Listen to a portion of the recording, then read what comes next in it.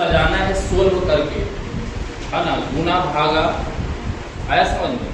चलो सब मिलके करो, रफ में करो सब, हम देखेंगे सबका। तो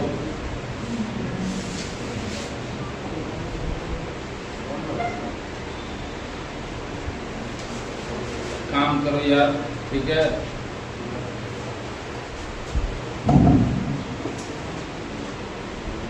चलो करो जल्दी।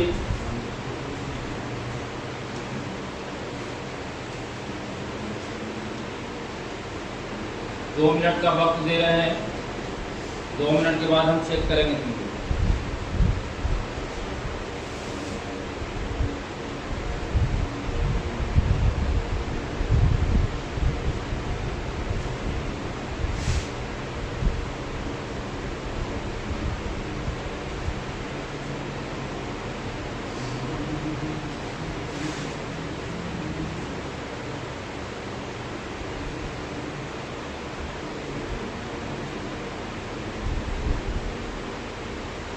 अगर फिनिश से हो जाएगा तब बोलेगा हो गया।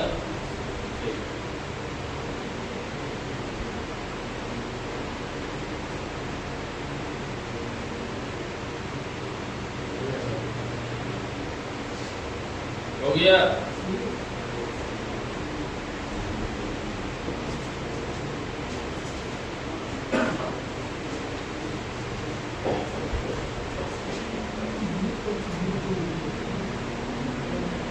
चलो किनका किनका हो गया?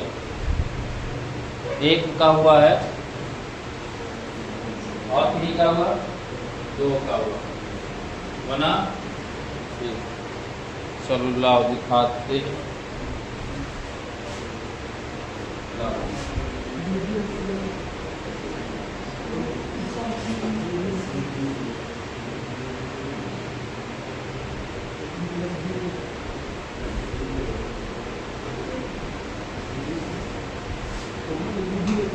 कौन भाई ये है? गलत लगाया तो ऑप्शन का अनुसार कर लेंगे तो कैसे हो जाएगा? जानोगे करना पूरा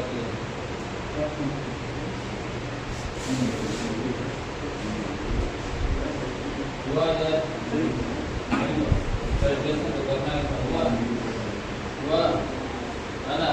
आप होशियारी दिखाएं ठीक है, लेकिन जरा से गड़बड़ा करना और पढ़े है ना। बनवाइए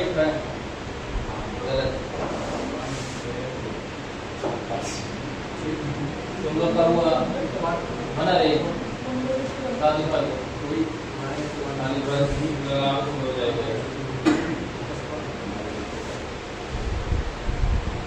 तुमका हुआ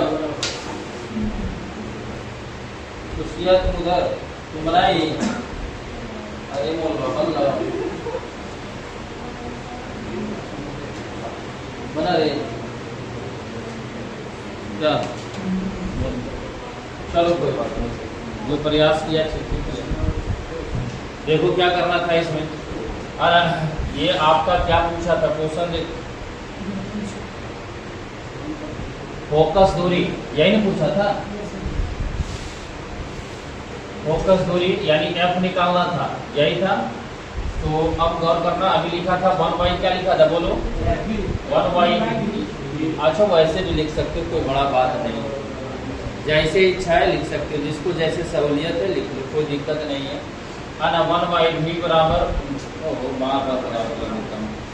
इसको क्या लिखना है? प्लस लिखना है भाई। 1/u बराबर 1/, 1/, कितना है? इसका एलसीएम लो तो क्या हो जाएगा? vu हो जाएगा। और आपको पता होगा एलसीएम इस तरह से प्रोसेस नियम मालूम है ना सर। हाँ, ऐसे भागा देंगे, गुना करेंगे तब v प्लस कितना हो जाएगा? u बराबर 1/f हो जाएगा। क्या होगा कि नहीं? अब फोकस दूरी f निकालना है, इसको पलटेंगे तो पलट जाएगा, है ना। तो f बराबर क्या हो जाएगा? v u बटे कितना? v plus u। अरे एन्ने कर दो चाहे एन्ने कर दो, कोई दिक्कत नहीं। क्या ठीक है, हो सकता है हमको नहीं दिखा होगा।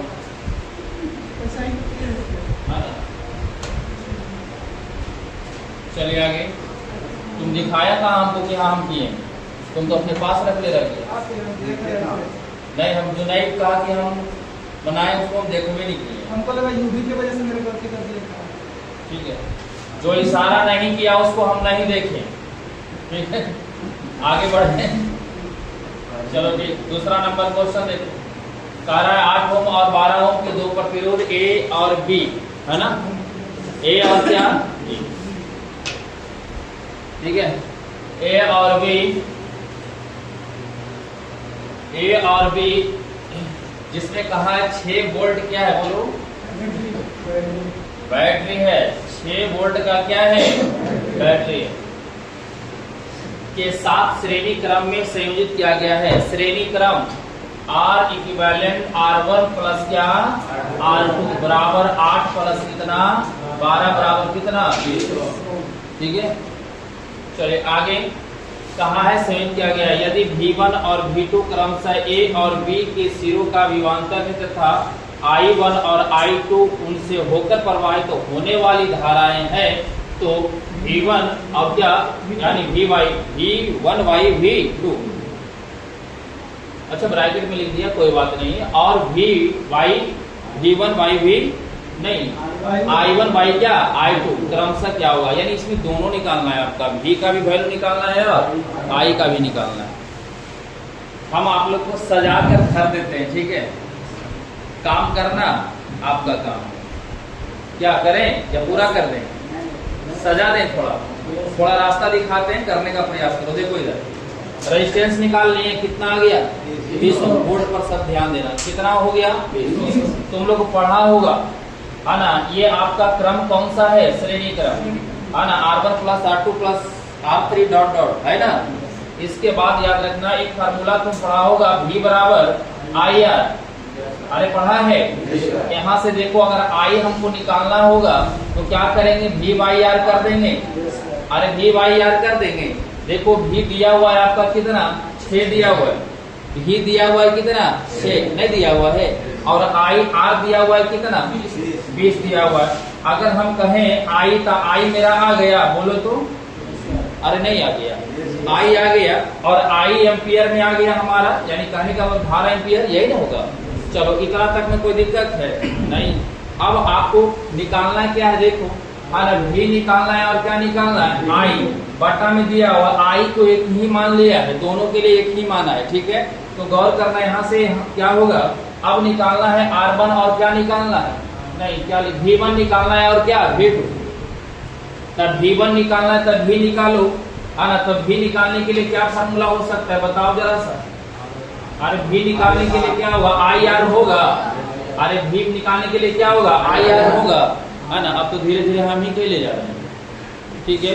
V निकालने के लिए क्या होगा? IR, है ना? तो पहला V1 हम निकाल लेते हैं। तो पहला V1 निकालने के लिए यहाँ से हम इंडिकेट करेंगे, देखो जरा सा, I कितना लाए थे? 6 बाई कितना? 20। और यहाँ पे आपका R है, क्या है? R। तो R हम लाए हैं कितना? 20। कितना लाए? एक सेकंड रुक जाओ, एक सेकंड कहाँ कुछ गड़बड़ हो गया क्या? रेजिस्टेंस और 20 आ गया, ठीक। और यहाँ से पहले वाले निकालना है, तो पहला वाला निकालना है। और पहला का कितना दिया है? 8 दिया है। तो पहला कितना हो जाएगा? 8। ये क्या है? देखो गौर करो, हमको निकालना है क्या? V का I कितना है? 20 बटा 6 बटा 20, R। तब पहलाओं का R निकालो। ये जो हमारा निकला है, ये हमारा R नहीं, ये हमारा I ना है। 6 बाई 20 जो है वो क्या है? I, है ना? अब निकालना हमको क्या है? V। तो ये I का वैल्यू हो गया, और ये जो R लिखेंगे तो R यही ना है, पहला प्रतिरोध तो यही है ना? R इसको कैलकुलेशन करो, V1 का वैल्यू आ जाएगा कितना? कितना आ जाएगा? 12 बटा 5। 12 बटा 5। यहाँ तक में कोई दिक्कत नहीं ना? तो इसी तरह से अब निकालो तुम लोग,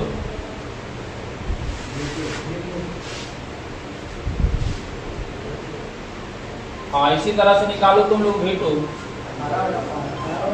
कितना आ गया? बोलो 18 बटा 5 आ गया। अब जिनसे नहीं निकाल रहा होगा तो अब हम क्या कर सकते हैं भाई? अभी कैलकुलेशन हुआ, 18 बटा 5 कैसे आएगा पता चला? नहीं चला वो कर देते हैं जी, नहीं तो गर्म आ जाएगा सब।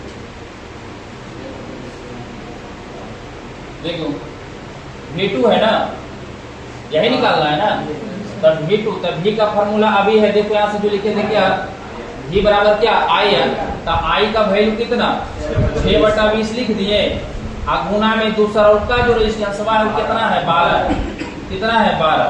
अब इसको काट छाट करो ना, तो कितना हो जाएगा,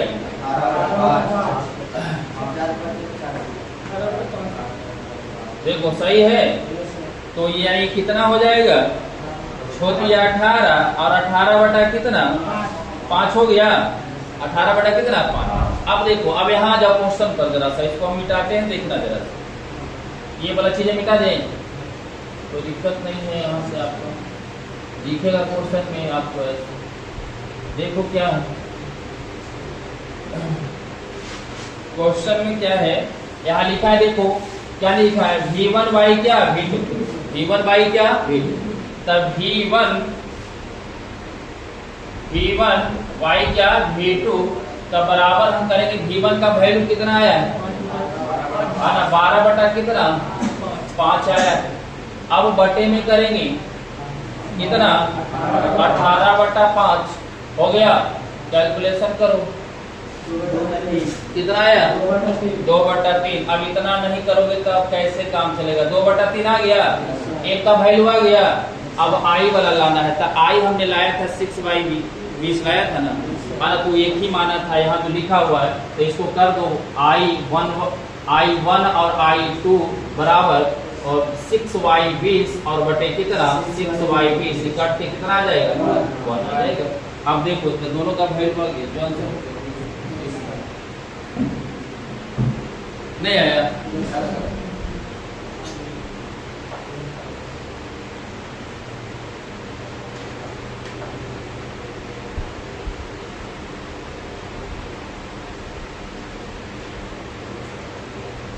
आगे बढ़ है।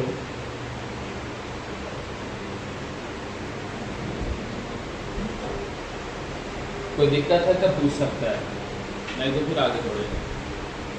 जहां पे नहीं समझ में आया आप पूछ सकते हैं।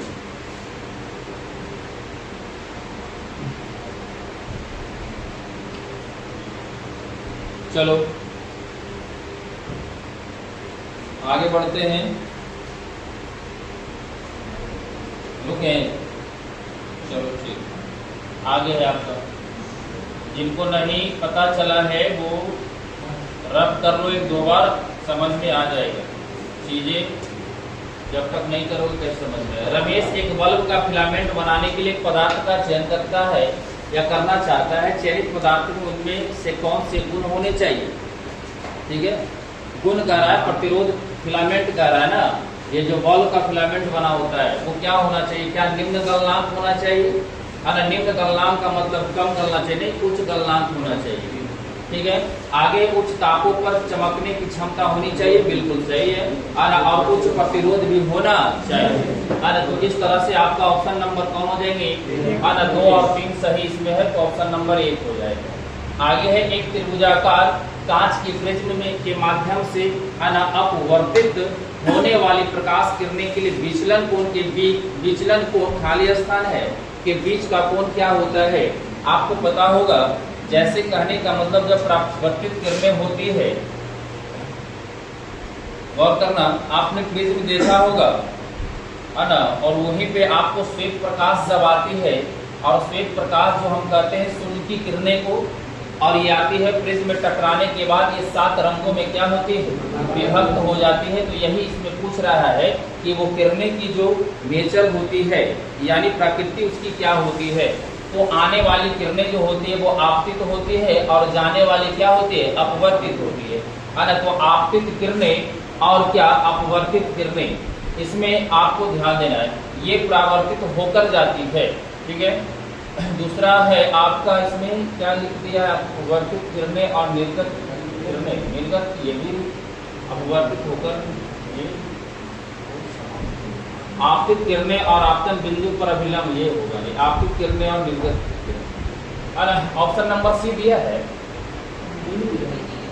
ये दिया है क्या, डी, है ना, आपतित किरणें और निर्गत किरणें का आने वाली तो है किरणें अच्छा ये तो नहीं, अपवर्तित लिखा हुआ है, अपवर्तित निर्गत नहीं होगा। निर्गत का मतलब उसमें कुछ उसका मतलब गुण को बदल जाना, समझ में आ रहा है। तो अवरोध होने के बाद बदलेगा नहीं, अवरोध होने के बाद क्या होगा, बदलेगा नहीं, और वो परावर्तित होती है। सही है, ऑप्शन नंबर डी हो गया। आने वाली किरणें को क्या बोलते हैं, आपतित किरण, और जाना है तो क्या होता है, अपवर्तित होता है। लेकिन अपवर्तित किरणें उसमें निर्गित हो जाती है, निर्गित का मतलब वो क्या होती है, बदल जाती है। ऑप्शन नंबर कौन हो जाएगी, डी, सही लग रहा है। चलिए आगे है, दो इंजनों के एक दूसरे के बारे के पार करने की स्थिति में प्रेक्षक को प्रतीत होता है। अच्छा, दो इंजन, इंजन का मतलब आप समझ रहे हैं क्या लिखा है, कुछ गाड़ी उड़ी का नाम नहीं दिया है, दो इंजन कहा है सिर्फ। तो मान लो कोई भी गाड़ी का इंजन ऐसे दूसरे के पार करता है, यानी ओवरलैप, एक इधर से आ रहा है और एक क्या इधर से आ रहा है, यही नहीं कर रहा है। एक समय ऐसा होगा कि दोनों का इंजन क्या होगा, मिले। तो मिलने के बाद क्या कह रहा है, ये तारतम्य में कमी होगी, तारतम्य में वृद्धि होगी, ध्वनि उत्पादित तारतम्य में कोई परिवर्तन नहीं होगा। और जब तारतम्य की बात आता है तो हम लोग ध्वनि की बात करेंगे, है कि नहीं। और त्वरित तारतम्य जो है एक ध्वनि की गुण का काम करता है, ये लक्षण की बात करते हैं, ध्वनि के क्या लक्षण, जिसमें एक होता है आपका, एक तारतम्य होता है, एक आयाम होता है, और एक क्या होता है, गुणता होता है। ठीक है, तो ये तारतम्य के कारण जो होती है आपको पता होना चाहिए, ध्वनि मोटा होता है और क्या होता है, पतला होता है। ध्वनि मोटा और क्या होता है, पतला, पता है। अगर वायदे में हम कहें कि तारतम्य ज्यादा है, तारतम्य क्या है, ज्यादा है, तो तारतम्य ज्यादा है तो ध्वनि क्या होगी, पतली होगी। तारतम्य कम है तो हम समझेंगे कि क्या है, क्या है, मोटा है। तो बताओ जरा सा, जब गाड़ी क्रॉस इंजन करती है तो वहां ध्वनि आपको पतला सुनाई देती है कि मोटा, है ना, ध्वनि मोटा सुनाई देती है ना। और जब ध्वनि मोटा सुनाई देगा तो तारतम्य में क्या हो जाएगी, कम हो जाएगी, तारतम्य में क्या हो जाएगी, कम हो जाएगी। कभी गाड़ी क्रॉस करती है तो देखो ध्वनि टकराता है तो क्या होता है, बहुत तेज मोटा आवाज देता है। चलिए आगे, अनुनाद होता है, याद रखेंगे, ये भी एक प्रकार की ध्वनि का गुण है। और अनुनाद के कारण क्या होते हैं, ये भी ध्वनि की गुणता में हम इसको पढ़ सकते हैं। जैसे कि आप देखे होंगे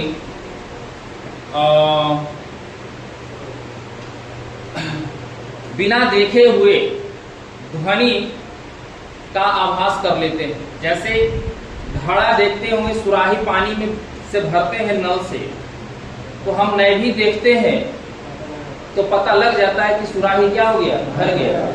किसके वजह से, अनुनाद के वजह से, समझ में आया। आवाज में परिवर्तन होता है कि नहीं। आप घर के रूम में, बाथरूम में एक तसला रख दो और रूम में बैठे रहो, है ना। जब स्टार्टिंग में होगा तो उसका आवाज कुछ और होगा, आधा होगा तो आवाज कुछ और होगा, और जब भरे भरे होगा तो आवाज में और कुछ होगा। तो हम लोग बिना देखे हुए ये पकड़ लेते हैं कि वो क्या हुआ, ठीक है। यही क्रिया है, आपको पता होना चाहिए कि कभी भी सैनिकों को कदम से कदम मिलाकर चलने की सलाह नहीं दी जाती है, क्योंकि अगर कदम से कदम मिलाकर चलता है तो उसमें ध्वनि उत्पन्न और वो कंपन की क्रिया होती है, जिस वजह से ध्वनि, जिस वजह से जहां भी वो चलेगा वो क्षति होने का क्या होता है, डर होता है। जैसे इसमें सवाल आता है कि कहता है कि सामूहिक रूप से या पूरे एक साथ बहुत सारे सैनिकों को पुल पर कदम से कदम मिलाकर चलने की सलाह नहीं दी जाती। पुल समझते हो, अभी आपका बहुत सारे है ना लंबा लंबा पुल निर्माण हुआ है, और वहां पे डेली जाके 200 आदमी, है ना। अभी देखो ओवर ब्रिज इतना बना है ना, सुनो जरा ध्यान से। और यहाँ बिहार शरीफ में हमने देखा है जितना भी फिजिकल ट्रेनिंग सेंटर है ना, उसी पर दौड़ाता है, और पर करता है लेफ्ट राइट करवाता है। शायद वो फिजिकल ट्रेनिंग की जो प्रशिक्षक हैं और उनको ये चीजें की ज्ञान नहीं है, नहीं करवाना चाहिए। हमने देखा है, कई को देखा है, सुबह सुबह हम भी आते तो देखते हैं, पुलवे पर क्या कराते लगता है, वो उछलवाते रहता है, तो कभी कुछ कराते हुए रहता है। और वो सबका संख्या लगभग 50-60 हो रहा करता है। हाँ, जो भी हो वो नहीं कराना चाहिए, ठीक है। इसलिए कि वहां पे वो वाइब्रेट होता है और वाइब्रेट के कारण ध्वनि उत्पन्न होती है। और ध्वनि एक प्रकार का क्या है, तरंग है ना। ध्वनि एक प्रकार का क्या तरंग है और तरंग में वाइब्रेशन होती है, ठीक है। चलिए आगे आ जाइए। तो इसलिए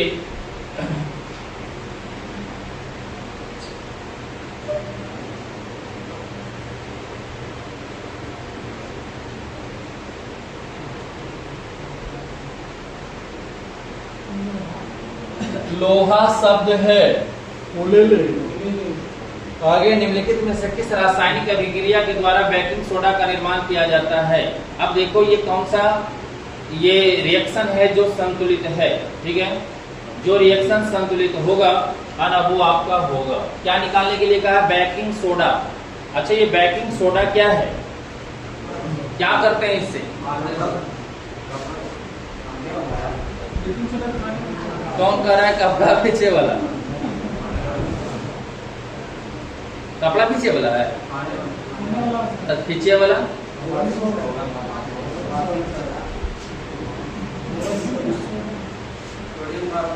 सोडियम कार्बोनेट। देखो ध्यान से, कौन सा इसका समीकरण, ये रिएक्शन संतुलन है। NaSCO3 कार्बन डाइऑक्साइड अमोनिया, है ना, इसके साथ होगा। चलो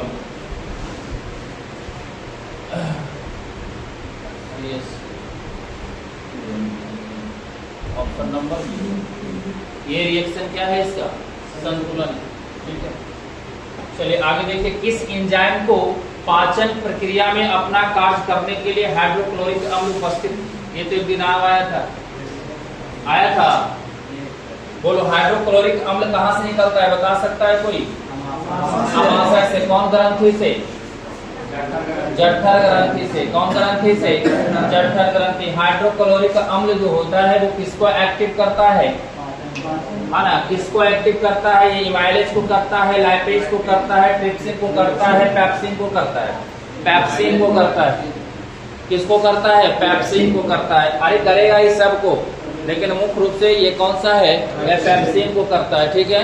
जिसमें आपको याद होगा हम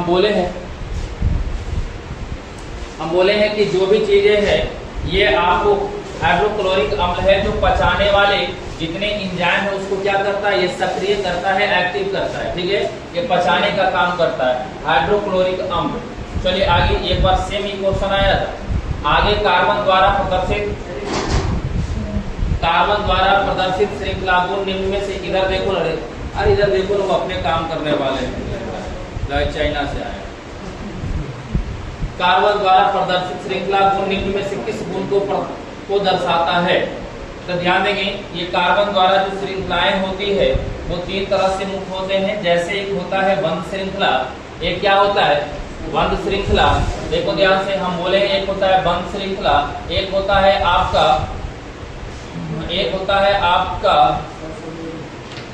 खुली श्रृंखला, ठीक है। देख लो जरा ध्यान से, खुली श्रृंखला।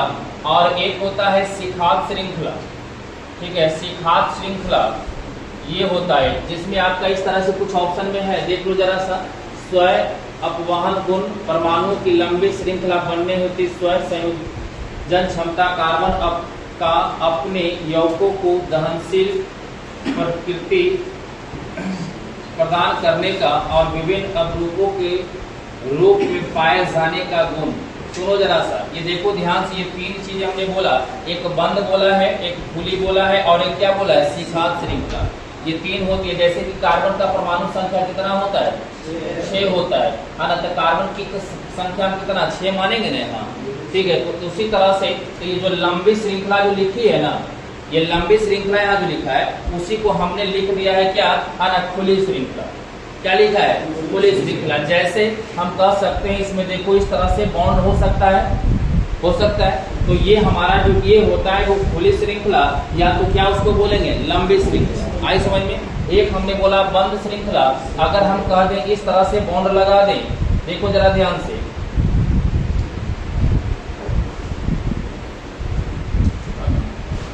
देखो ये जो होती है आपका क्या होता है, ये बंद श्रृंखला की कैटेगरी में आते हैं, ठीक है।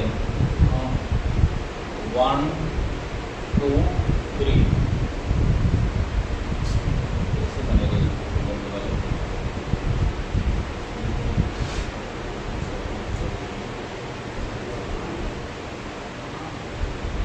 अच्छा पहले ये बनाते हैं। देखो शिखात श्रृंखला की जो होती है केमिकल बॉन्ड इस तरह से होता है, ठीक है, इस तरह से, ठीक है। ये बंद वाला में होंगे, तीनों तरफ से क्या हो जाएगा, बंद होते हैं, ठीक है। जैसे हम ऐसे करते हैं, ये एक कार्बन ये, एक कार्बन ये, एक कार्बन ये, हाँ अब देखो सही, ये देखो आया समझ में।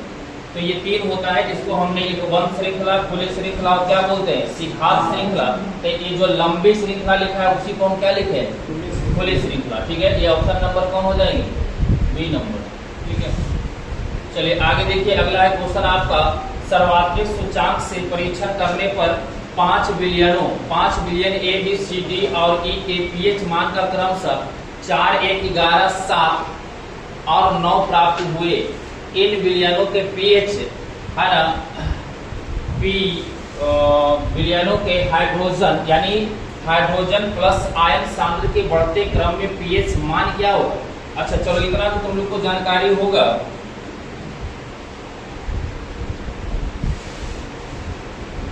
ये तो जानकारी होगा कि आपका पीएच स्केल जो ये होता है 0 होता है, नहीं ये 7 होता है, ये 0 होता है और ये क्या होता है 14। ये अम्लीय क्षारीय का तो ज्ञान है, तो ध्यान देंगे आप लोग यहाँ से जरा सा गौर करने, दो बातें यहाँ से निकल कर आना चाहिए। जैसे हम कह दें कि अम्लीय जो विलयन होता है ना, ये क्या होता है, अम्लीय जो होता है ये हो देता है आपका H प्लस आयन देता है। अम्लीय क्या देता है, H प्लस आयन देता है। और क्षारीय जो होता है ना वो देता है ना, ये जो देता है OH माइनस आयन देता है। समझ में आ रहा है। तो अब गौर करना है इसको कैसे इंडिकेट किया है, जो देखो जरा सा, ये सर्वात्रिक सूचक के से प्रशिक्षण करने पर 5 billion A B C D और ई के पीएच मान का क्रमशः 1, 4, 1, 11, 7 और 9 प्राप्त हुए थे। इन बिलियनों के OH प्लस आयन क्या है, H प्लस आयन है ना, तो H प्लस आयन, तो ये हम क्या बोले, अम्लीय है या नहीं है। देखो ये अम्लीय है ना, कहने का मतलब ये हो रहा है H प्लस आयन ये 7 से कितना ज्यादा, अगर ये 7 से ज्यादा होता है तो क्षारीय होता है और 7 से कम होता है तो क्या होता है, अम्लीय होता है, यही ना कह रहा है। तो इसमें कह रहा है कि अब ये ज्यादा की बात करना है तो H प्लस आयन कैसे निर्धारित इसमें करना है, जो चुनना है हमको, है ना, ये इंडिकेट किया है। मान लिया जाए रुको मान लिया जाए ABCD है, तो अच्छा इसे एक बार लिख लेते हैं जरा सा, देखो तो ऐसे हो सकता है। देखो ये A है, B है, C है, D है, यही है ना। अच्छा ये वो E, ये सबका एक वैल्यू जो किया है, A का वैल्यू कितना है 4, B का कितना है 1, C का कितना है 11, ठीक है। आगे D का कितना है 7 और E का कितना है, यही है ना। अब गौर करना है, अब यहाँ पे कहा है H प्लस आयन, तो ये अम्लीय हमने बोला था, अम्लीय बोला था, का अम्लीय कहाँ तक रहेगा, 0 से कहाँ तक 7 तक, 0 से कितना तक 7 तक, तो 7, तो यहाँ से आपका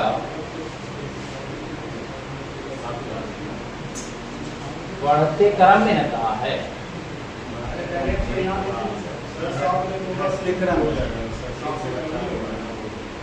यहाँ से देखो ना, ये नहीं कहा है बढ़ते क्रम में पीएच मान क्या होगा, बढ़ते क्रम में है ना।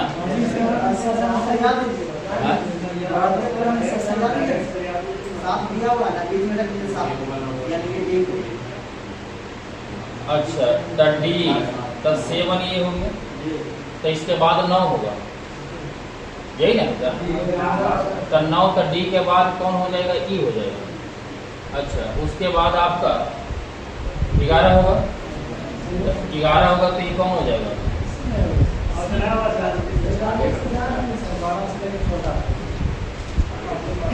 ना ना वैसे जो तुम लोग कर रहे हो वैसे नहीं होगा। फिर ये इसको भी तो देखना है ना, ये जो लिख दिया है H प्लस आयन, ठीक है, वो क्या देता है? H प्लस आयन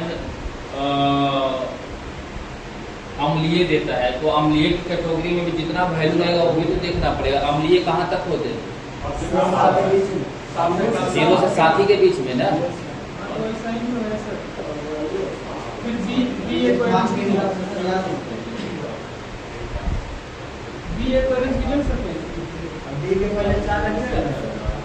ए के पहले ए होगा तो ये 4 होगा, इससे पहले बी है ना, ये हो जाएगा बी, तो 1 हो जाएगा, तो 1 4 7। नहीं फिर अरेंज में नहीं, ऑप्शन नंबर 3 ऑप्शन कौन दे रहा है? बी। बी। हाँ C E D A B। हाँ ठीक तो हो गया। तो देखो H प्लस आयन की तरफ बढ़ रहा है। हाँ ना, H प्लस आयन की तरफ बढ़ रहा है। हाँ ना, चलो ठीक है। हाँ जी, ऑप्शन नंबर कौन हो जाएगी? B number. सही। बाकी सब क्वेश्चन ये लगा को बिहार पुलिस करते हैं उसको कि सब अरे लगा को ग्रेजुएशन लेवल की क्वेश्चन है। चलिए आगे बढ़े।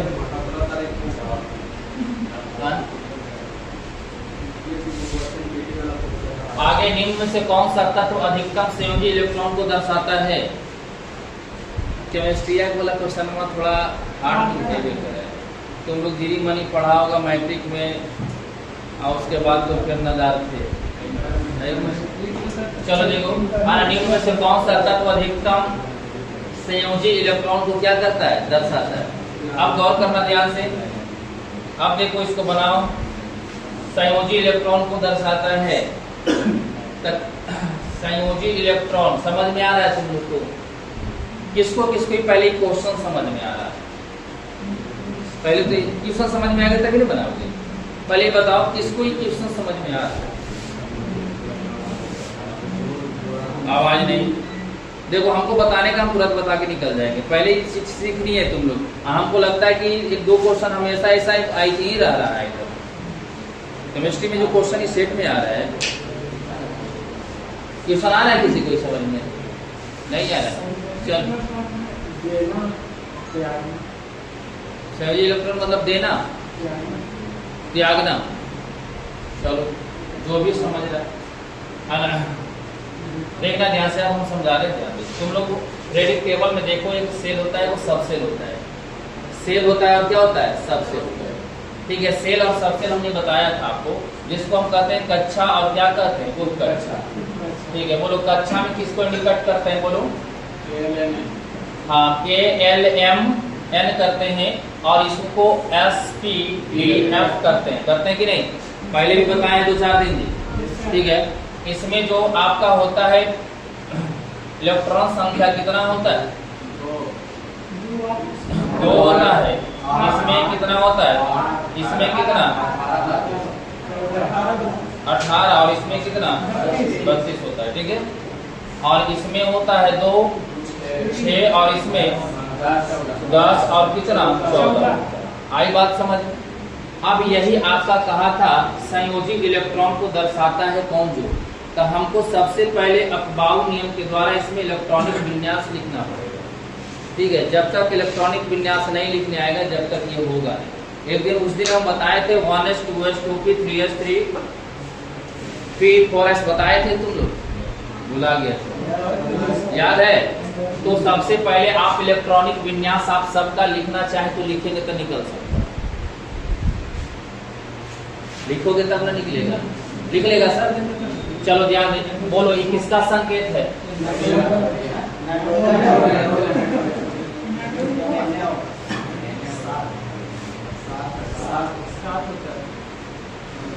कितना होगा ये? कितना?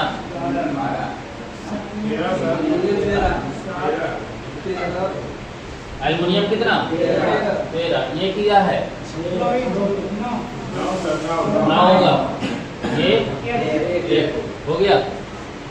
आई बात समझ में? तो देखो ध्यान से, अच्छा ये 13 लिखे हैं, तुम लोग हड़बड़ाना नहीं कि क्या लिख दिए, क्या लिख दिए 13। आई बात समझ में? तो हम गौर कर लें, इसका इलेक्ट्रॉनिक विन्यास नहीं लिखो कोई दिक्कत नहीं, ये आपका ऑप्शन के अनुसार हम बता दें, या तो इसका हो सकता है या तो इसका हो सकता है। आए समझ में? लेकिन हम लिखकर क्लियर कर लें तब ज्यादा अच्छा है। लिखो, आपको पता होगा हम क्या सजाए थे,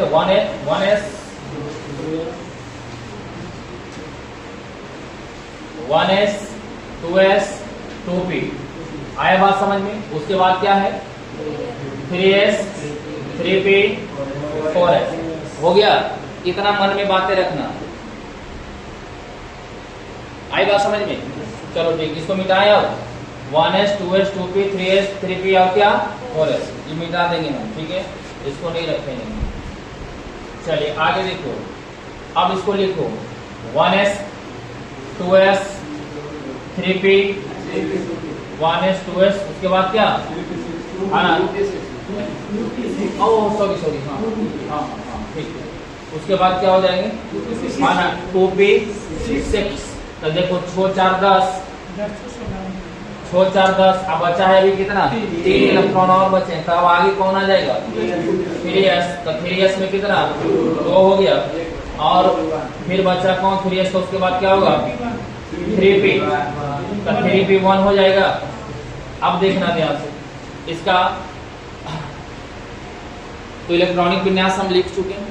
अब गौर करना, यहाँ देखना क्या कहा है, अधिकतम संयोजी इलेक्ट्रॉन को क्या करता है, दर्शाता है। अधिकतम संयोजी इलेक्ट्रॉन जो ज्यादा होगा जिसका, अब इसको लिखो तुम, है ना, बोलो 1s 2 2s 2 2p 5 हो गया, 5 और 9 हो गया ना। अब देखो तो ज्यादा किसका अंतिम में दिख रहा है,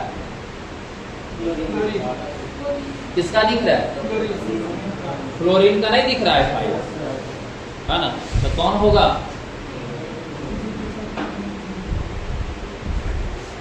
ठीक है,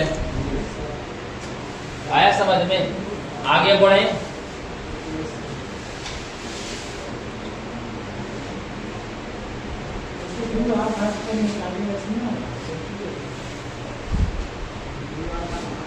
देखो उसमें सब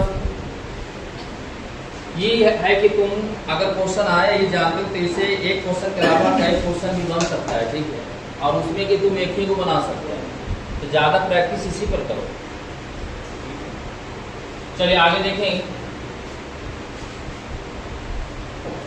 क्या नंबर होगा 16। एक परमाणु 2 इलेक्ट्रॉन त्याग कर सकता है,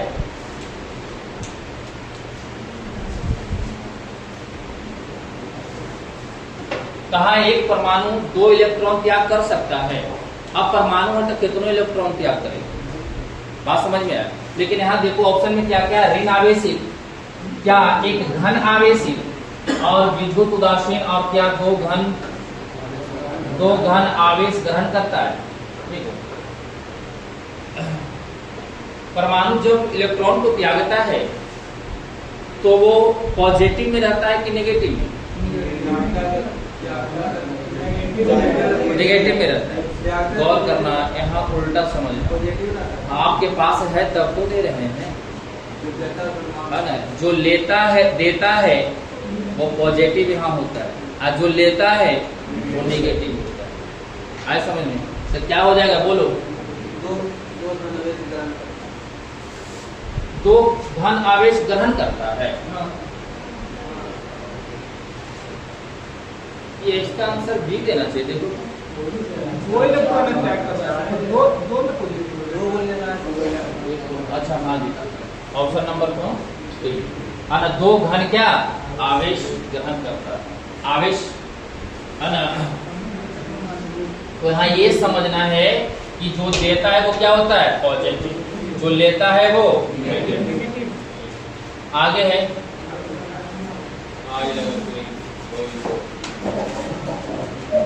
अगर ऐसा रहो तो आज 30 तक है, 30 तक आता है,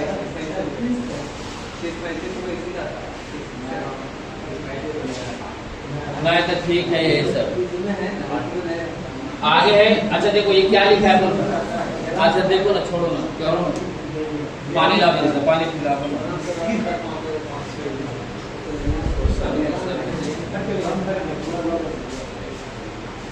अच्छा पढ़ो तो 17 नंबर क्वेश्चन।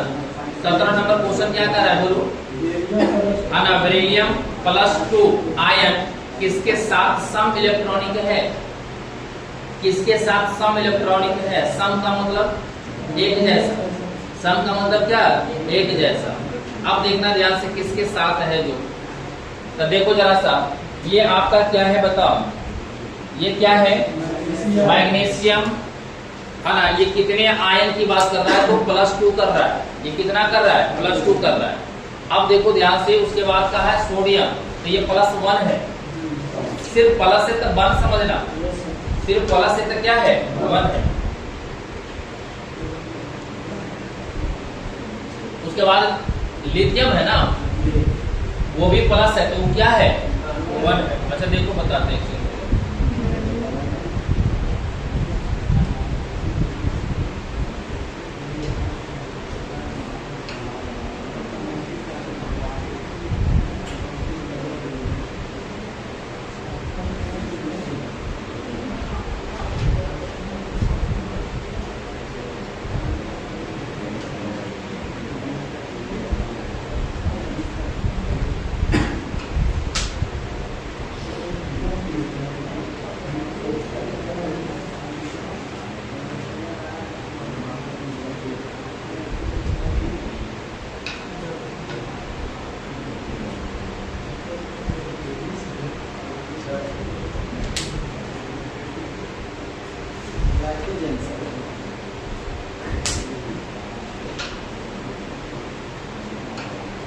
बोलो सबका परमाणु संख्या बोलो पहले। कितना?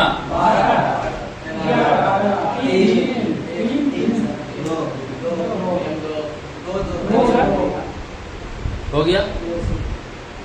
अब कहा है, देखो यहां से कहा है बेरिलियम का कितना? 4। बेरिलियम का 4। ठीक, बेरिलियम का कितना? 4। बेरिलियम का कितना? आई कहा है +2 आयन के साथ सम यानी बराबर, तब +2 आयन ये देता है। मान लीजिए किसी को दे दिया +2, 2 आयन दे दिया, अरे तो इसके पास कितना बचा?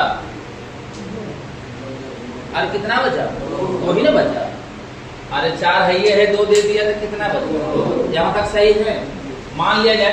अब देखो ये क्या कर रहा है, ये मैग्नीशियम है 12 है, आई +2 है, तो ये 2 दे दिया, तो इसके यहाँ कितना? 10।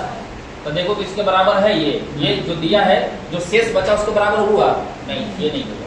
ये बोलो, ये ए वो दे दिया, +1 पूछे तो ए वो है, ए वो दिया तो ए वो दे दिया, तो कितना बचा? 10 बचा। बोलो ये बराबर है? अरे नहीं ना है। अब देखो इसके पास देखो, ये कह रहा है ए को दे दिया, तो ले दे दिया एगो, अरे तो 2 को बचा, तो देखो इसका बराबर हुआ देने वाला। इसके यहाँ 4 था तो 2 दिया था, तो 2 बचल था कि नहीं? तो देखो बराबर हुआ है ना। इसका आंसर कौन सा होगा?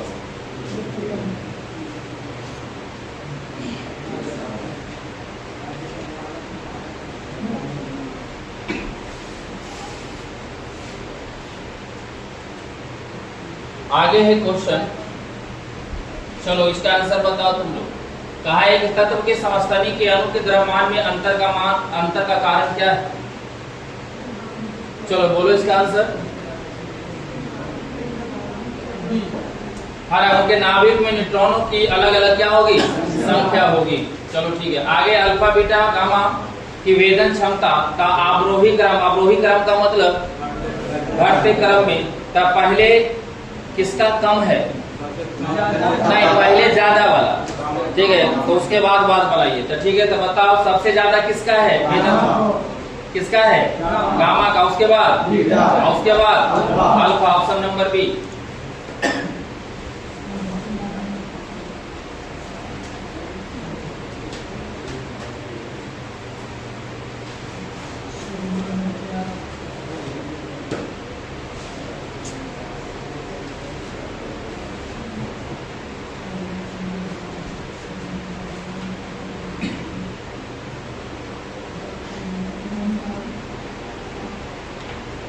आगे है कहा है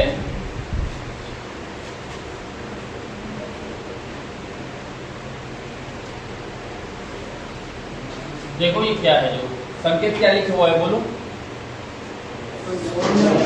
क्या लिखा हुआ है? सोडियम। सोडियम का परमाणु संख्या 11। तो समझ लो जो नीचे लटका रहता है वो या ऊपर माथा पर रहता है वो परमाणु या परमाणु द्रव्यमान।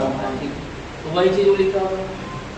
अब इसको समझना जरा, क्वेश्चन क्या कर रहा था, कहा है कि इस तरह से जो लिखा है ये सोडियम का परमाणु संख्या परमाणु भार से ये 1 बीटा उत्सर्जन के बाद होने वाला पदार्थ क्या होगा। यानी इसके बाद अगर ये कह दें हम कि 1 बीटा अगर उत्सर्जन पदार्थ होता है तो आगे वाला जो तत्व होंगे वो पदार्थ जो होगा वो क्या होगा। तो इसका एक कारण है, क्या कहता है ये नियम में कि अगर इस तरह से होता है तो परमाणु संख्या 1 में बढ़ोतरी होती है। परमाणु संख्या कितना? 1 में बढ़ोतरी होती है और परमाणु द्रव्यमान में कोई परिवर्तन नहीं। आई बात समझ? इसका ये थीसिस है, ये यानी कहने का मतलब इसका प्राकृतिक है ये ऐसा। अगर ये बीटा है, ये बीटा न है, अगर यही अल्फा होता 1 अल्फा होता तो उसमें क्या होता है, परमाणु संख्या में 2 की बढ़ोतरी होती है, परमाणु संख्या में 2 की बढ़ोतरी होती है और परमाणु द्रव्यमान में 4 की क्या होती है, बढ़ोतरी होती है। ये दोनों में तो आपसे पूछा है क्या? बीटा पूछा है। तो बोलो परमाणु संख्या में कितनी की बढ़ोतरी? 1 की बढ़ोतरी। लेकिन परमाणु द्रव्यमान में कोई बढ़ोतरी नहीं होता। तो बोलो अगर इसका हम परमाणु संख्या सोडियम का 11 है तो बोलो 1 का हम बढ़ा देंगे तो कितना होगा? 12। अब 12 किसका है बोलो? मैग्नीशियम का। देखो मैग्नीशियम आंसर है, देखो तो जरा सर है मैग्नीशियम। चलो आंसर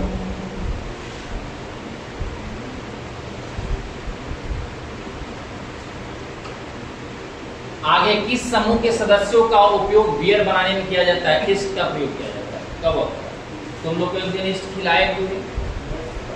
आगे है मर्मेकोलॉजी, ऊपर रेप है देखो जरा, मर्मेकोलॉजी है ना। मर्मेकोलॉजी में किसका अध्ययन होता है? चींटियां का अध्ययन होता है। चींटी का अध्ययन होता है। आगे पुरुष में प्राथमिक यौन अंग कौन सा है? टेस्टिस, वृषण।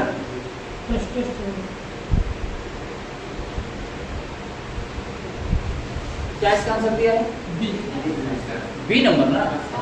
वो एकदम बोले यार टेस्टिस वृषण, क्या तुम बोलता है जो कंफ्यूजन 10 के बोलना, साफ साफ सुनते कम हम।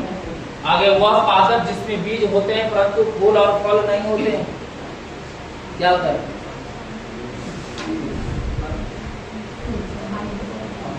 एक आता है, एक आता है वह पादप जिसमें बीज होते हैं, ठीक। एक आता है कि वो ऐसा भी तो कहते हो कि फूल होता है कि फल नहीं होता है, कुछ ऐसा आता है क्या? जिसका साइकस नाम देते हैं। फूल नहीं होता, सीधा हाँ, फूल नहीं होता है, क्या फल होता है? साइकस। लेकिन यहाँ क्या लिखा है? पाइनस, है ना? क्या लिखा है? पाइनस। देखो दिया, तो वह पादप जिसमें बीज होते हैं परंतु क्या फूल और फल नहीं होते हैं, वो पाइनस होता है। पाइनस को साधारण भाषा में हम लोग समझते हैं, पाइनस को साधारण भाषा में हम लोग समझते हैं चीड़।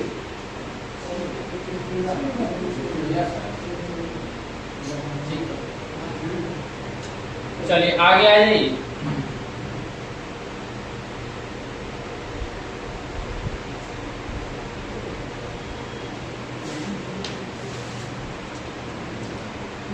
आगे क्या है? डीएनए में संश्लेषण तथा हिस्टोन कोशिका चक्र की किस प्रावस्था में बनते हैं? ये जो बनता है आपका, गौर करेंगे, ये बनता है आपका है ना एस स्टेज में बनता है। जीवन स्टेज ये आरएनए का है। ये किसका है? आरएनए का हो। यहाँ से भी आपका कोशिका का विभाजन होता है, ये दोनों से किससे होता है? कोशिका का विभाजन होता है, ठीक है, शुरू होता है। Option number C. आगे पौधे में दुग्ध जल अवशोषण है, पौधे में दुग्ध जल अवशोषण है निष्क्रिय जल अवशोषण, सक्रिय जल अवशोषण।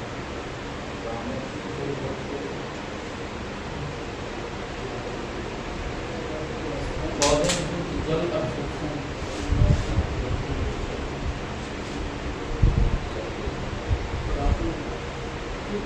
निष्क्रिय अवशोषण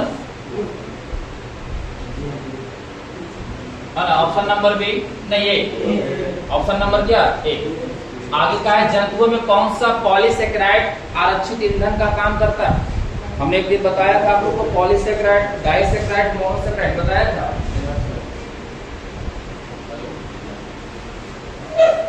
चलो हाँ अभी हम क्लास में हैं। हेलो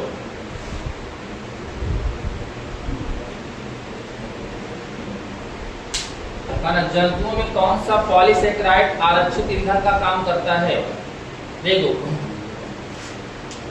आपको हम बताए थे पॉलीसेकेराइड, डाइसेकेराइड, मोनोसेकेराइड, कार्बोहाइड्रेट का ये क्या है ना प्रकार। ठीक है, तो ये कह रहा है जंतुओं में पॉलीसेकेराइड, तो पॉलीसेकेराइड का पहले एग्जांपल ढूंढ लो तुम लोग। पॉलीसेकेराइड का पहले क्या एग्जांपल ढूंढ लो। तो देखो मंड जो होता है क्या होता है, स्टार्च होता है, ये भी आपका पॉलीसेकेराइड का है।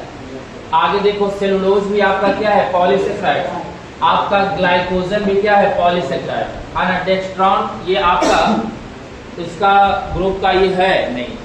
ठीक है, तो याद रखना है ये तीनों है। तब तीनों में आपको मंड जो होता है स्टार्च और सेलुलोज ये जो होते हैं ये भी पादप से मिलते हैं, ये भी आपका पादप से है। ग्लाइकोजन होगा इसका आंसर, क्या होगा ग्लाइकोजन। जो हम बार बार कहते हैं कि हम लोग जो ऊर्जा को ऑब्जर्व करते हैं है ना किस माध्यम से, तो ग्लाइकोजन के माध्यम से। तो वही तो कह रहा है जंतुओं में कौन सा पॉलीसेकेराइड आरक्षित ईंधन। आरक्षित ईंधन मतलब क्या ऊर्जन है ना। बॉडी में हम लोग खाइला के बाद है ना सुबह खा लेते हैं तो देखिए शाम तक एनर्जी मिलते रहता है। तो एनर्जी वो ग्लाइकोजन ही क्या कर लेता है ऑब्जर्व करके रखता है ना। देखता है 2 गिलास जूस पीता है तो कहता है 4 किलोमीटर पैदल निकल जाएंगे। ठीक है, तो ऊर्जा वो ऑब्जर्व हो जाते हैं किस रूप में ग्लाइकोजन के रूप में। चलिए आपको मंड क्या है स्टार्च, इसका कैप्सूल का क्या बनता है ये आवरण बनता है। ठीक है, चलिए आगे फिनाइल टेक्टोन्यूरिया नामक रोग में क्या होता है। तो ये जो होता है आपका ऊतकों में फिनाइलएलेनी बढ़ जाता है। कौन बीमारी देती है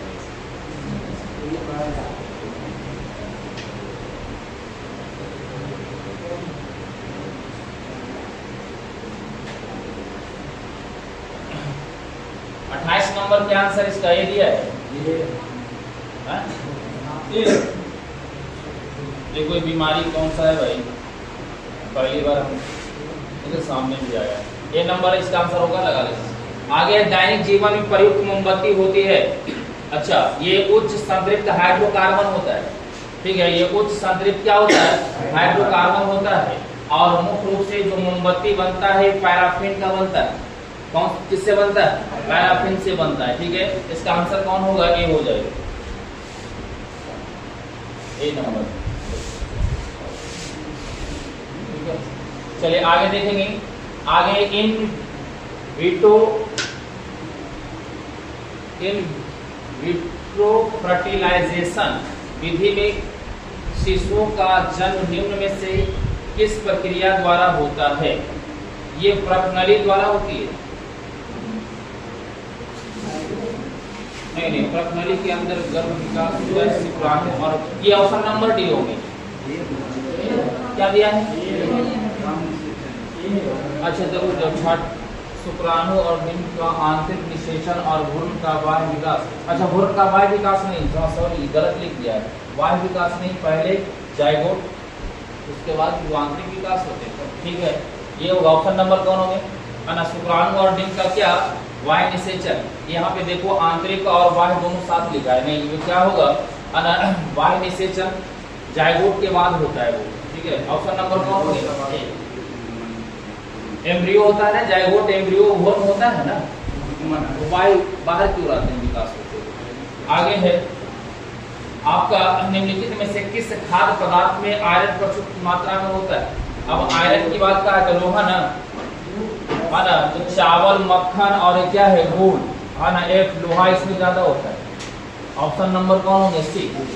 आगे आपका हिमालय के किस पुष्प में पूर्व प्रतिरोधी एंटीसेप्टिक मतलब क्या होता है? रक्षा करना, ठीक है, एंटीसेप्टिक गुण होते हैं और इसीलिए यह खरोचों को ठीक करने में क्या करता है? मदद है। हम लोग भी देखो पहले याद है खेलते खेलते खिला उला जाता था तो वो भांगरा, हाँ ठीक बोल रहा है, भांगरा ले लेते थे, है कि नहीं? अब भांगरा दूसरा बात तार वाला जो पत्ती पर जो फूल रहा है ना, ये सब प्राथमिक उपचार है। अब पहले ठीके हो जाता था, हाँ पहले क्या ठीके हो जाता था। चलो, है ना, तो ये आपका होगा जो ये कहाँ से कहा है? हिमालय से ना, तो ये हिमालय पर की जो कौन सा वो पादप है, तो देखो वो धातुरा भी लिख ले, तो शंकर भगवान के लिए जरूरत है, ठीक है। ये आपका होगा वाय कमल, कौन सा होगा? वाय कमल, ऑप्शन नंबर सी, ठीक है। ये पादप है, जान लीजिए, आपको पता होगा एक रामायण में भी दिखाया गया था, है ना, जो कि वो आपको कहाँ, हाँ हनुमान जी ना, ठीक है, हनुमान जी लाए थे, दोनों चीज को लाए थी, बैल को भी लाए और वो जो पादप था उसको भी लाए, है कि नहीं? चलिए 36 नंबर से है ना, अच्छा चलो। आगे आपका देखो 1857 की स्वाधीनता संघर्ष की वीरांगना महारानी लक्ष्मीबाई की जन्मस्थली कहाँ है ना? तो महारानी लक्ष्मीबाई का जन्मस्थली है वाराणसी में, ठीक है। और कोई बता सकता है कब जन्म हुआ था? महारानी लक्ष्मीबाई 1857 की क्रांति में भाग ली और कहां से ली थी?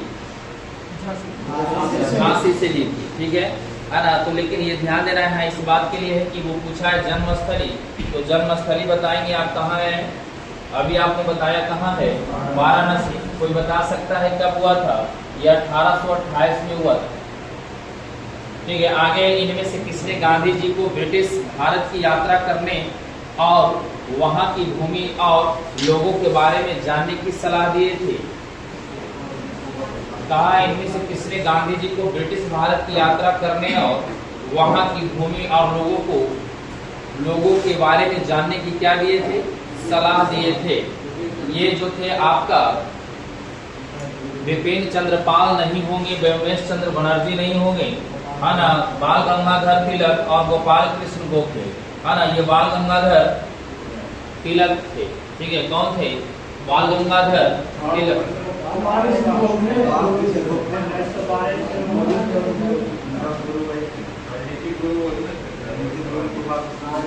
अच्छा, हाँ जी, ठीक ठीक। Option number D Gopal Krishna Gokhale, ठीक है। 1912 ईस्वी, ठीक बोले, 1912 गोपाल कृष्ण गोखले, हाँ ठीक, धन्यवाद इस चीज के लिए।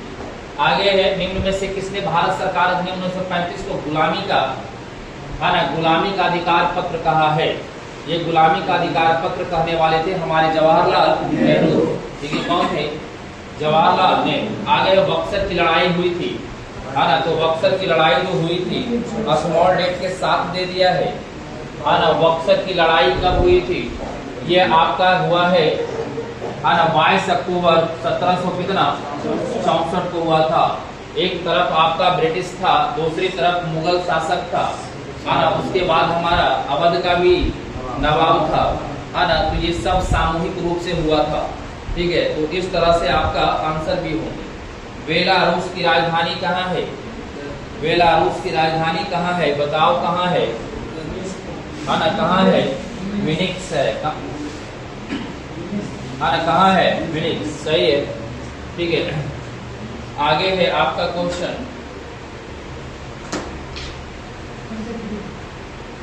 आगे है देशों के इनमें से किस युग में दो पक्षीय प्रणाली है? दो पक्षीय प्रणाली, संयुक्त राज्य अमेरिका और क्या? यूनाइटेड किंगडम, यहाँ दो पक्षीय प्रणाली है। आगे आपका 20वीं शताब्दी के पहले दशक के दौरान दशक के दौरान किस स्थान का भारतीय राष्ट्रवाद का तांत्रिक केंद्र माना जाता है? 20वीं शताब्दी के पहले दशक के दौरान किस स्थान का भारतीय राष्ट्रवाद का तांत्रिक केंद्र माना जाता है? अच्छा, बंगाल। ऐसे भी अभी वही है तो ओझा बनिया गुमसम हुए हैं।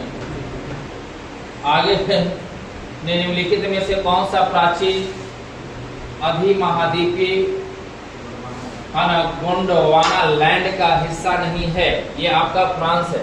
कौन है? फ्रांस। चलो इधर तो कुछ आ रहा है। Made in China, made in China. अच्छा, भारतीय पुस्तक के लेखक कौन है? मेड इन चाइना भारतीय पुस्तक के लेखक कौन है? ये आपका होगा परिंदा जोशी। ठीक है, कौन है? परिंदा जोशी। रस्किन बॉन्ड है, ये भी बहुत अच्छे चर्चित राइटर है। इनके बारे में कुछ बताओ क्या वो पुस्तक क्या? अच्छा हाँ, और भी का एक पुस्तक इनका फेमस है जो हम सुनना चाह रहे हैं तुम लोग से।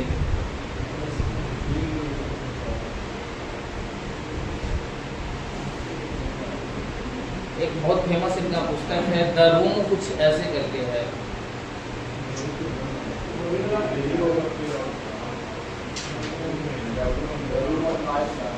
नहीं वो नहीं। अच्छा तुम जो बोल रहे हो वो सही है। ठीक है, चलो इसका आंसर कौन होंगे? ए होगा। दक्षिणी सूडान की राजधानी बोलो। हाँ, जुबा। दक्षिणी सूडान किससे अलग हुआ है? सूडान से। कब हुआ था? कब हुआ था बोलो?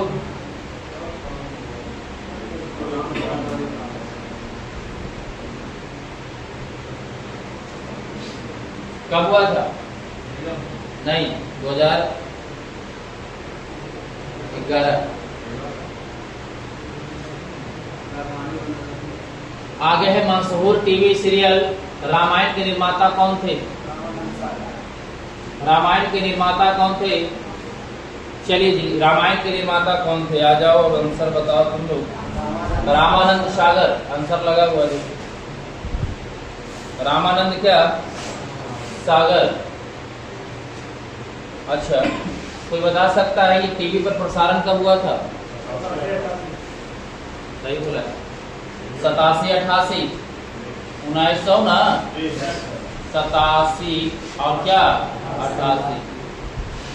रामानंद का जन्म हुआ था 1900 कितना में? आगे है निम्नलिखित में से कौन से स्थल पर जहां अशोक के स्तंभ मौजूद हैं? बोलो। अच्छा, अशोक के स्तंभ मौजूद हैं में बैल प्रधान है। बैल प्रधान है, बोलो बोलो जरा तुम लोग। रामपुरवा। चलिए रामपुरवा बोलो। रामपुरवा विलेय कहाँ है? रामपुरवा विलेय कहाँ से मिला था? आना यूपी से मिला है। आना तो रामपुरवा विलेय जो मिला है याद रखिए पश्चिमी चंपारण बिहार से मिला है। और याद रखेंगे लौरिया नंदनगढ़ ये भी आपका पश्चिमी चंपारण कहाँ से? बिहार से मिला है।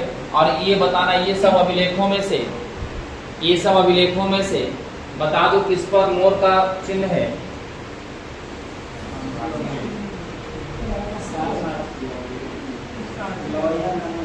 लौरिया नंदनगढ़। ठीक है, लौरिया नंदनगढ़। आगे है जिस समय दिल्ली ब्रिटिश भारत की राजधानी बनी थी है ना, उस समय वायसराय कौन था? बोलो। लॉर्ड हार्डिंग द्वितीय था। आगे है यूनानी रोमन को निम्नलिखित में से कहाँ प्राप्त हुआ है? यूनानी रोमन कला को निम्नलिखित में से कहाँ स्थान प्राप्त हुआ? यूनानी रोमन कला को निम्नलिखित में से कहाँ स्थान प्राप्त हुआ? एलोरा, गंधार, कलिंग, बौद्ध कला। तो यूनानी है ना, रोमन कला, गंधार, एलोरा, कलिंग, बौद्ध कला। ऑप्शन नंबर बी गंधार है ना। रोमन कला, इसको हम लोग रोमन को और क्या करते हैं जी? ग्रीक भी कहते हैं, है ना? गंधार होगा, ठीक। यूरेनस सूर्य के चारों परिक्रमा करने में कितना समय लेता है? 84 वर्ष। अच्छा, एक परिक्रमा होता है, घूर्णन होता है ना? तो परिक्रमा जो होता है वो अक्ष से दूर होता है, घूर्णन कहाँ होता है? अक्ष पर। या अक्ष घूर्णन अक्ष से दूर होता है या परिक्रमा होता है? परिक्रमा चारों परिक्रमा होता है, परिक्रमा करता है, जैसे कि मंडल एक ही जगह। चलो ठीक, हाँ हाँ ठीक है।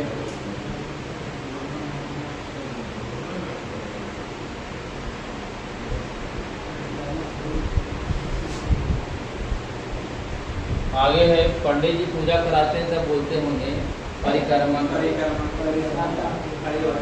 नहीं, खड़ी होकर कौन सी परिक्रमा करता। और कोई पंडित जी बोलते हैं कि अरे घूर जाना,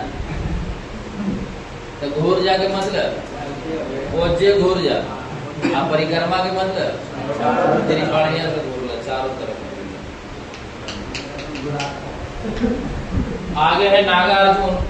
नागार्जुन सागर बहुउद्देशीय परियोजना कौन सी नदी पर स्थित है? बोलो, कृष्णा नदी पर। आगे भारत में सर्वप्रथम शून्य आधारित बजट प्रयोग किया गया था 83-84 में, ठीक है। 83 कितना?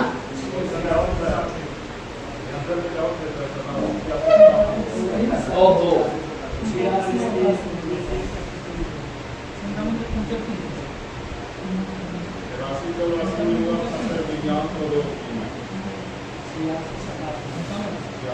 ठीक है जी, 86 से 86 नहीं होगा, ठीक। ऑप्शन नंबर बी है। आगे प्रथम पंचवर्षीय योजना की प्राथमिकता क्या थी? कृषि, है ना? क्या था? कृषि। आगे यदि किसी भिन्न का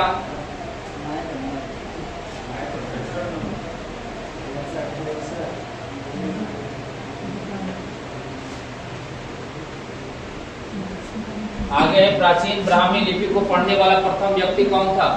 जेम्स क्रिसम। कब पढ़ा था? और 1800 कितना? 38। 1838 याद रखना तुम, 1837, ठीक है। 1838 देता होगा, ठीक है। नहीं मिलता,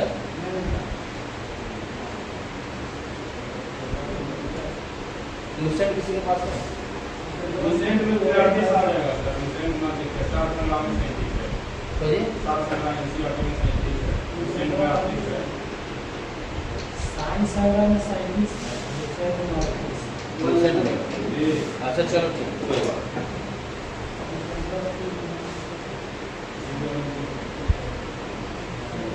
लेकिन हम तुमको बता देते हैं, कभी भी आपका कोई भी आयोग हो विभागीय, वो कभी 38 सही नहीं करेगा, जब भी करेगा तो 37 करेगा, ठीक है। चलिए आगे है, आना सूची 1 को सूची 2 से सम्मिलित करिए। कहा सार्वजनिक वितरण प्रणाली अन्नपूर्णा योजना 2000, काम के बदले अनाज।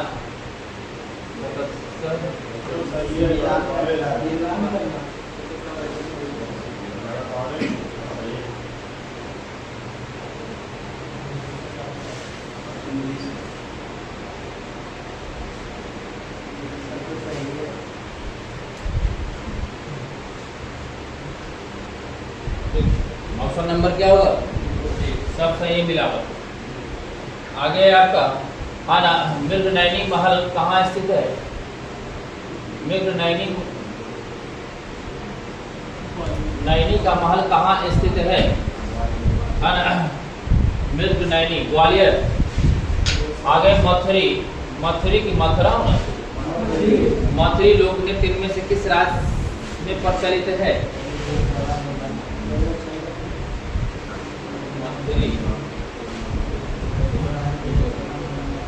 गोवा, तेलंगाना दिया, चलो ठीक, तेलंगाना।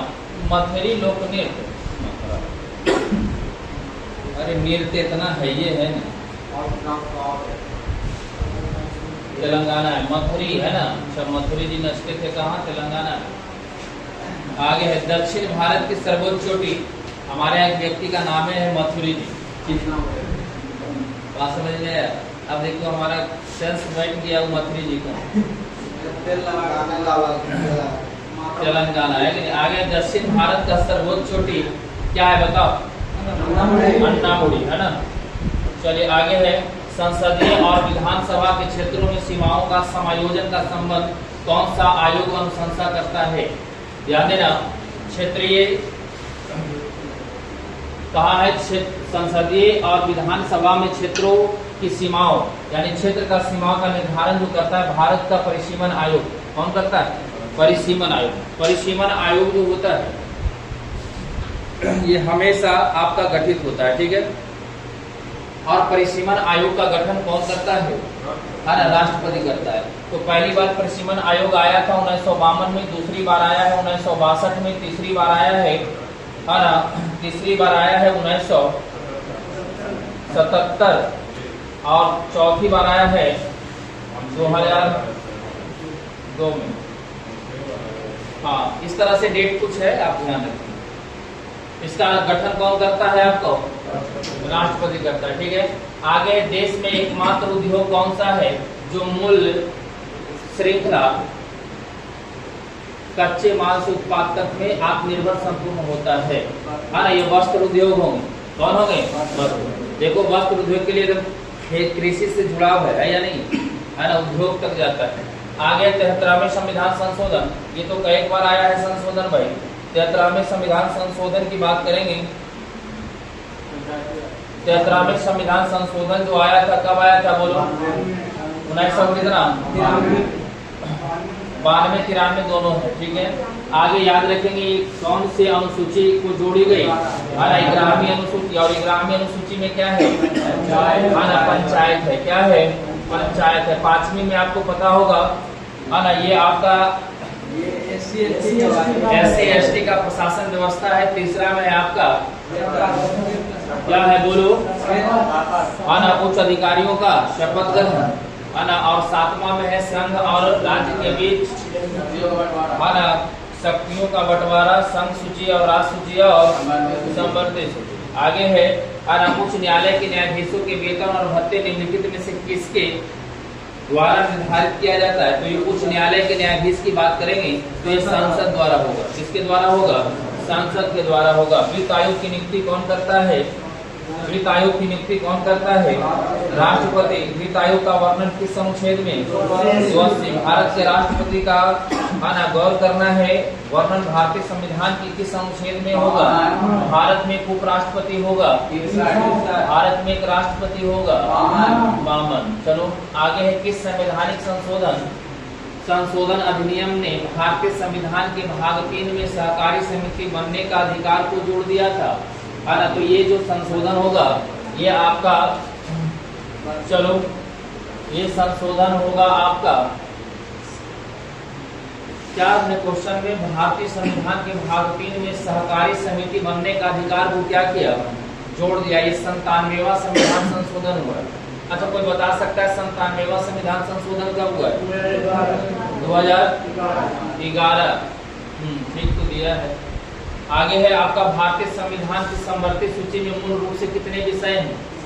संवर्धित सूची में ये तो पहले वाला दे लिया, ठीक है। तो आपको एक बार पहले हम बताए थे आप लोग को, ये पहला का दिया हुआ है। किसमें है आपका संवर्धित सूची में? अब कितना है? अब कितना है? संघ सूची में कितना? 100 और राज्य सूची में 61। राष्ट्र सूची में कितना? 61। आगे भारतीय संविधान का निम्नलिखित में से कौन सा अनुच्छेद राष्ट्र को सार्वजनिक सेवाओं में कार्यपालिका से न्यायपालिका को पृथक करता है, अलग करता है? वो 50 है। कौन है? 50, ठीक है। 54 में क्या है? निर्वाचन किसका? राष्ट्रपति का। अभी पूछे थे भारत में राष्ट्रपति होगा और 56 है कार्यकाल। 56 में क्या है? कार्यकाल। आगे है भारतीय संविधान का निम्नलिखित में से कौन सा अनुच्छेद भारत की अस्मिता निधि का वर्णन करता है? तो अस्मिता निधि है जो याद रखेंगे 200 कितना? 67 और संचित निधि 200। अच्छा संसद यहाँ 200 हमको लगा 300 लिखा हुआ है, 200 कितना?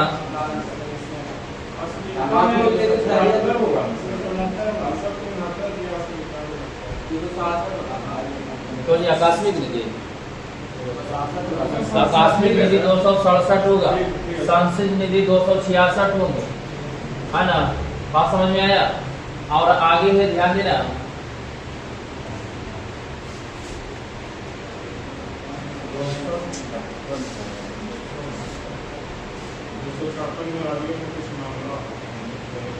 दो सौ छप्पन में आपका होगा कि अगर कोई संसद कानून बनाती है तो राज्य उसको क्या करेगा? पालन करेगा। ठीक है, राज्य उसको क्या करेगा? पालन करेगा। ठीक है, चलिए आगे आ जाइए। 10वीं अनुसूची के अनुसार दल बदल के उत्पन्न होने वाली अयोग्यता के बारे में कोई भी प्रश्न निम्नलिखित द्वारा तय किया जाना है। क्या है? 10वीं अनुसूची के अनुसार दल बदल से उत्पन्न होने वाली अयोग्यता के बारे में कोई भी प्रश्न निम्नलिखित द्वारा तय किया जाना होता है। हालांकि तो ये याद रखना है कि किसके दल, 10वीं अनुसूची दल बदल बारे में पता है ना, ये देखना सदन के नेता, भारत के मुख्य न्यायाधीश और विपक्ष के नेता और सदन के पीठासीन अधिकारी। तो ध्यान देंगे, ये आपको सदन के नेता, जैसे दल बदल पार्टी बदलना यही ना होता है, पार्टी बदलना, और बदलने में जो आपके यहाँ पे एक बात जो लिखा है, देखो इसको जरा सा गौर से पढ़ना, दल बदल से उत्पन्न होने वाली अयोग्यता, आया समझ में? अयोग्यता के बारे में कोई भी प्रश्न निम्नलिखित द्वारा तय किया जाना। ये जो तय करता है अयोग्यता के बारे में, वो कौन करता है? सदन के पीठासीन अधिकारी। ठीक है, सदन का क्या? पीठासीन अधिकारी, जो हमेशा उस पद पर, उस पहले जैसे हम कह दें कि अभी जो पद पर है उस पद पर जो अगला आएगा निरंतर, उस जैसे एक बात हम बता दें, दिखता होगा राज्यसभा के नहीं, राज्यसभा के अध्यक्ष कौन होते हैं? राष्ट्रपति होता या नहीं होता? तो उस पर जो आएगा वो कौन आएगा? उप राष्ट्रपति आएगा, उसके अलावा और कोई आ सकता है? नहीं आता है, वही पीठासीन अधिकारी। आगे है आपका भारतीय संविधान।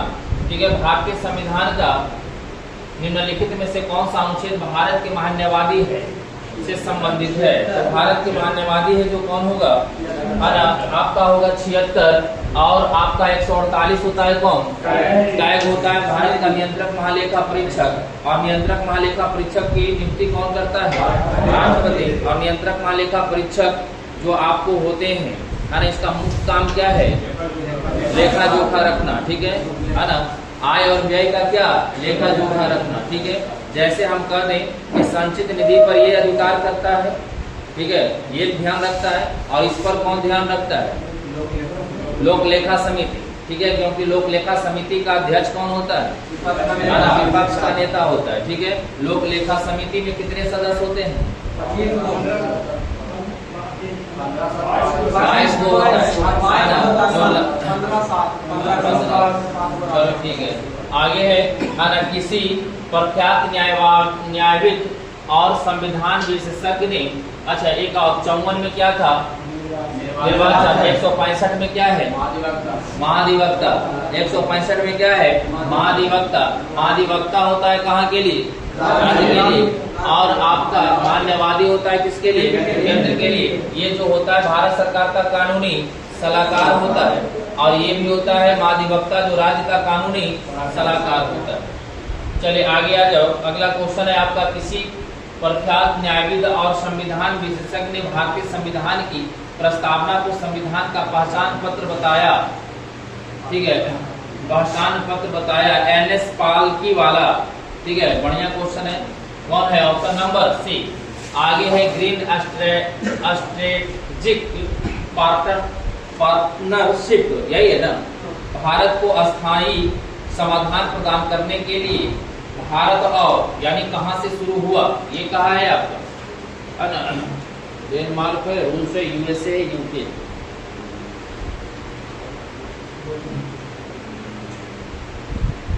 क्या है इसका आंसर? UK, Denmark. चलो ठीक, ऑप्शन नंबर ए, है ना, डेनमार्क लगा लो, ये दिया। आगे निम्नलिखित में से कौन सा एक केंद्रीय स्तर का कर है जिसे वस्तु एवं सेवा कर GST में शामिल कर दिया गया? उत्पाद शुल्क। आगे है निम्नलिखित में से कौन सा संग्रहालय कटक में स्थित है? कटक उड़ीसा, है ना, जहाँ पे नेताजी का क्या हुआ है? जन्म हुआ है। पंडित सारंग देवकृत संगीति रत्नाकर ग्रंथ में कितने अध्याय हैं? 7 अध्याय है।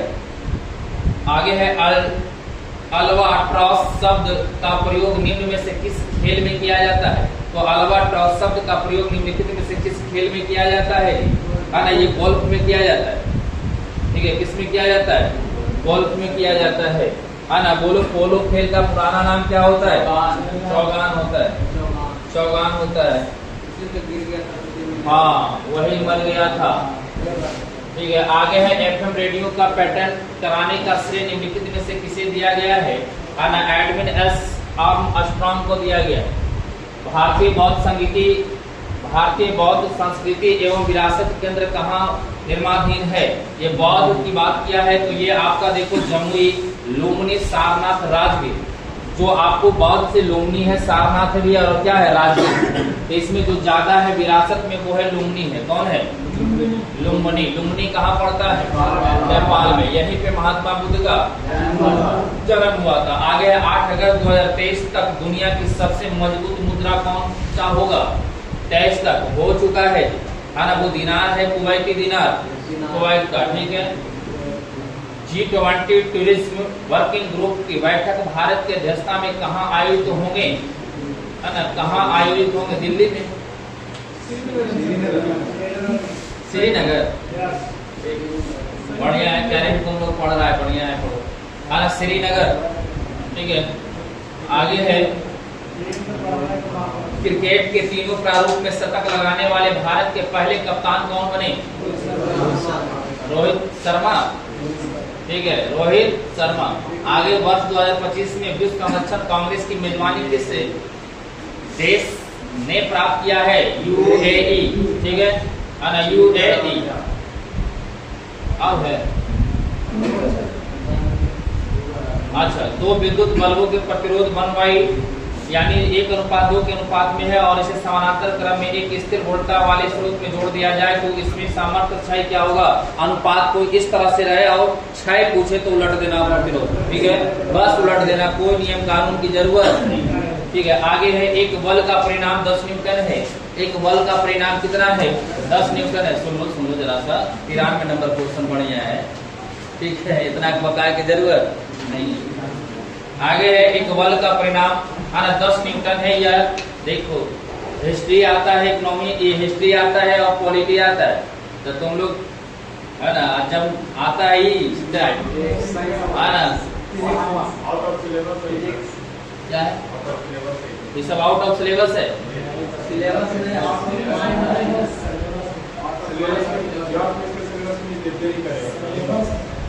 अब सुनो, हम तुमको बताते हैं, जानकारी का अभाव है। तुम कह देते हैं आपका बिहार पुलिस किस पर, कौन डिग्री पर भराता है?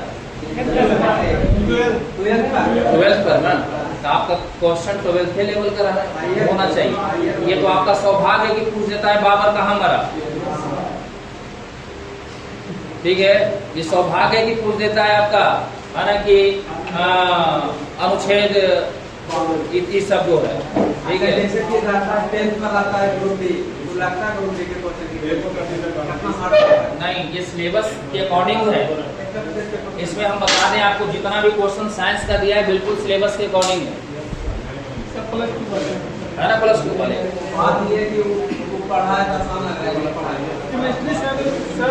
आप देखो भाई, केमिस्ट्री वाला क्वेश्चन देख लो, केमिस्ट्री वाला कैसा क्वेश्चन था। हमको बता दें इस सेट में अगर नंबर आपका जिसका 60 नंबर 65 जिसका नंबर प्लस आ गया है तो समझो उसका, हम समझेंगे तैयारी बहुत बढ़िया है। आप सोच समझ के बोलते हैं, हम भी ना कैसे हम बोल दें। हाँ, ऐसे ये लगे कि जैसे कि आलूआ के रेट घटा दीजिए जी सब 5 रुपया। चलो इस बार बोला सर 10th लेवल का सिलेबस रहेगा तो बढ़िया था। 10th लेवल में सिलेबस है, इसका केमिस्ट्री बहुत हार्ड है। इसका लेवल थोड़ा केमिस्ट्री आगे है। अच्छा ठीक, पढ़ लो। एक बल्ब का परिणाम 10 न्यूटन। हमारा एक तुम लोग के लिए एक बात हम कह रहे हैं। ठीक है, तुम लोग के लिए एक बात हम बोल रहे हैं। एग्जाम में क्वेश्चन तो तुम्हारी इच्छा से बनेंगे नहीं ना बनेगा। तो बस इतने जान लो है ना, सभी तरह से तुम तैयार हो। हमको पहले से तो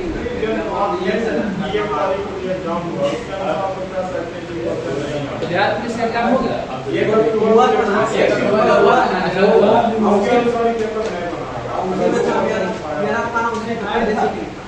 जिसको अचानक क्वेश्चन मिलता है तो हार्ड ही था, वो भी क्वेश्चन हार्ड ही था। एक बार देख लिया तो सबको